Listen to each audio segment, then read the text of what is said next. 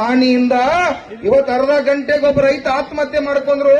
ಈ ದೇಶದ ಪ್ರಧಾನಮಂತ್ರಿಗೆ ಚಿಂತಿಲ್ಲ, ಈ ರಾಜ್ಯದ ಮುಖ್ಯಮಂತ್ರಿಗೆ ಚಿಂತಿಲ್ಲ, ಈ 224 ಮಂದಿ ಕೈಗಾರಿಕೆ ಚಿಂತಿರ್ತಕ್ಕಂಥ ಕೆಲಸ ಇವತ್ತು ಯಾರು ಕೂಡ ಚಿಂತೆ ಮಾಡ್ತಾ ಇಲ್ಲ. ಈ ದೇಶದಾಗ ಯಾರು ಸಾಯ್ತಾ ಇಲ್ಲ, ನಾವು ಮಾತ್ರ ರೈತರು ಸಾಯ್ತಾ ಇದೀವಿ. ನಿಮಗೆ ನೆನಪಿರ್ಲಿ, ಯಾಕೆ ನಿಮಗೆ ಏನಾಗ್ತಾ ಇತ್ತಂದ್ರ ಇವತ್ತು ನಾವೆಲ್ಲ ಒಕ್ಕಟ್ಟಾಗ್ತಕ್ಕಂಥ ಸಂದರ್ಭ ಪ್ರಾರಂಭ ಆಗೈತೆ. ನೀವೆಲ್ಲ ಅರ್ಥ ಮಾಡ್ಕೋಬೇಕು. ಇದಕ್ಕೆ ಒಂದೇ ಪರಿಹಾರ, ಯಾವ ಪಕ್ಷಕ್ಕೆ ಓಟ್ ಹಾಕ್ತಿರ್ ನಮಗೆ ಸಂಬಂಧ ಇಲ್ಲ. ಇವತ್ತು ಕಬ್ಬಿನ ಬೆಲೆ ನಿಗದಿ ಆಗ್ಬೇಕು ಅಂದ್ರೆ 1,00,000 ಜನ ಸೇರ್ಲೇಬೇಕು. ಗೊಂಜಾಳಕ್ಕೆ ಮೆಕ್ಕೆಜೋಳ ಇವತ್ತು 2,400 ರೂಪಾಯಿ ಇದ್ದದ್ದ 1,800 ರೂಪಾಯಿ ಮಾಡ್ಯಾರ.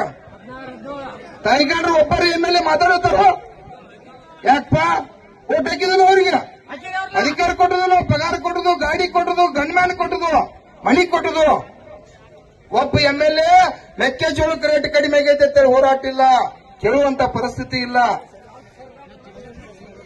ಎಲ್ಲ ರೀತಿಯಿಂದ ಇವತ್ತ ಕಬ್ಬು ಬೆಳೆಗಾರನ ಕೊಲ್ತಕ್ಕಂತ ಕೆಲಸ ಮಾಡತ್ತಾರು. ಮೆಕ್ಕೆಜೋಳನ, ಭತ್ತ, ರಾಗಿ, ಜೋಳ ಇಡೀ ರಾಜ್ಯವ್ಯಾಪಿ ಕಬ್ಬು ಒಂದು ಬಿಟ್ರೆ ಬೇರೆ ಯಾವುದು ಬೆಳೆ ಉಳಿದಿಲ್ಲ. ಎಲ್ಲಾ ಬೆಳೆ ನಾಶ ಆಗೈತೆ. ರಾಜ್ಯದ ಮುಖ್ಯಮಂತ್ರಿ ನರೇಂದ್ರ ಮೋದಿಯನ್ನು ದನ ಕಾಯಕ ಹಚ್ಕೊಡುದು. ಅವ್ರನ್ನ ಅಲ್ಪ ಪರಿಹಾರ ಇವತ್ತಿನವರೆಗೆ ಕೊಟ್ಟಿಲ್ಲ.